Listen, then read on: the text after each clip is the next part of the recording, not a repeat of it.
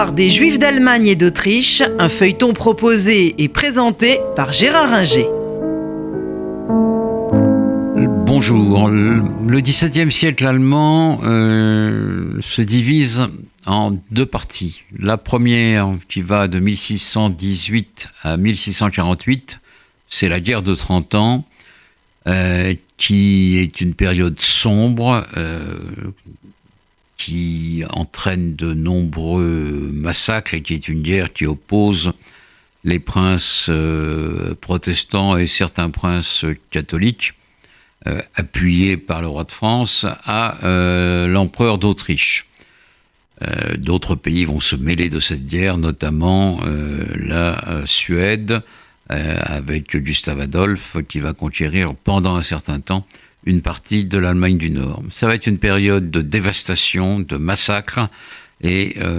les Juifs n'échappent pas aux horreurs de cette guerre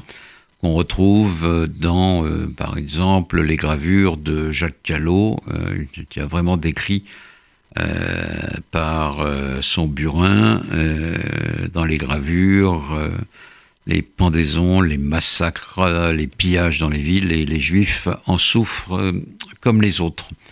À partir de 1648 et du traité de Westphalie, l'Allemagne reste divisée en une multitude de petits États et de principautés, mais au moins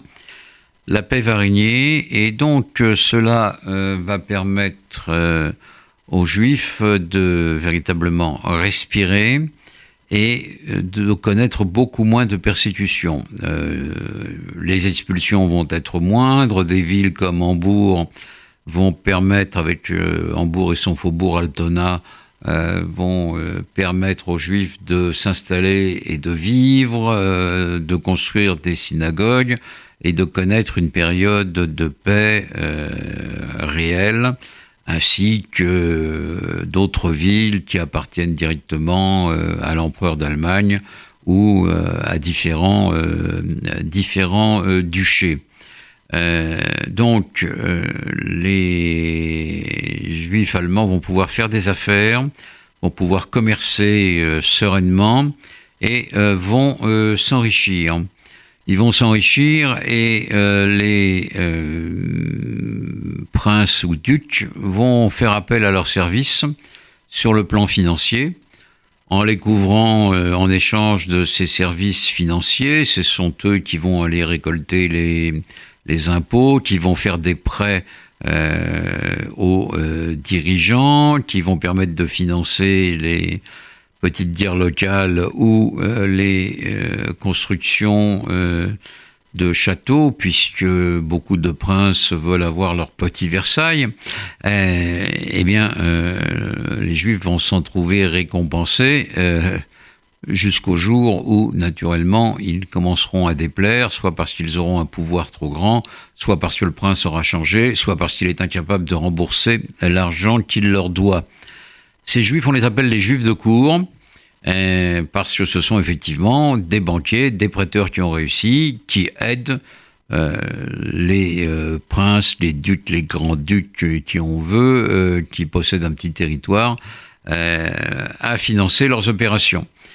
Ces Juifs de cour sont assez nombreux, notamment dans le sud de l'Allemagne, les Wertheimer, les Oppenheimer. Le plus célèbre de ces Oppenheimer, c'est le Juif Sus, qui aide le duc de Wurtemberg jusqu'au jour où il déplaît au duc et est pendu haut et court. Donc la situation des Juifs de cour n'est pas enviable, c'est certain, parce qu'elle est très dangereuse, mais en même temps, elle permet aux Juifs de commencer à s'implanter dans la société allemande, pas seulement sur le territoire allemand, mais dans la société allemande, en sortant du judéo-allemand qu'ils parlent, qui n'est pas tout à fait du yiddish, ou qui est d'un yiddish assez abattardi par rapport à celui qu'on parle en Europe de l'Est, pour parler allemand véritablement et pour, à partir de là, pénétrer la société allemande et devenir peu à peu des Allemands. Tout ça ne se fait pas de manière simple ni facile, puisque souvent ça se termine mal. Et puis, les Juifs allemands ne sont pas exempts des péripéties de la vie juive en dehors d'Allemagne, et il y a des remous qui sont liés à ce faux messie qui est Sabbatai Tzvi, qui véritablement ébranle le monde juif, qui pense trouver en lui le Messie et sa délivrance. On sait, j'ai parlé de Sabbatai Tzvi en parlant des Juifs d'Eretz Israël, mais on sait qu'il a couvert par son influence tout le bassin méditerranéen et même une partie de l'Allemagne, une petite bourgeoise juive allemande, Glücken von Almen, a écrit son journal et elle parle de Sabbatai Tzvi en disant que on espère qu'il est le Messie, que certains juifs d'Hambourg vendent leurs biens pour pouvoir le suivre quand le moment sera venu, etc. Bon, on sait ce qui est advenu de Sabbatai Tzvi, la déception est immense, mais cet ébranlement est réel et marque le judaïsme allemand. Il y a des difficultés au sein du rabbinat allemand,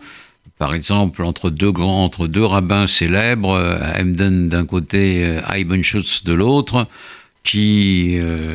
se querellent parce que l'un accuse l'autre d'être un suppôt de Sabbatai Tzvi, ce qui est très peu probable d'ailleurs. Eibenschutz, qui est venu d'Europe de l'Est et qui a été occupé différentes fonctions de rabbin en Allemagne, n'est probablement pas un suppôt de Sabbatai Tzvi, mais les querelles sont fortes et la vie allemande juive est agitée. Mais elle est agitée quand même d'une manière beaucoup moins pénible que ça n'était le cas, naturellement au Moyen-Âge et même au XVIe siècle. Un peu de stabilité et de promotion sociale avec les Juifs de cour ne fait pas de mal, et cela va à terme permettre d'ouvrir des portes. C'était l'histoire des Juifs d'Allemagne et d'Autriche, un feuilleton proposé et présenté par Gérard Ringer.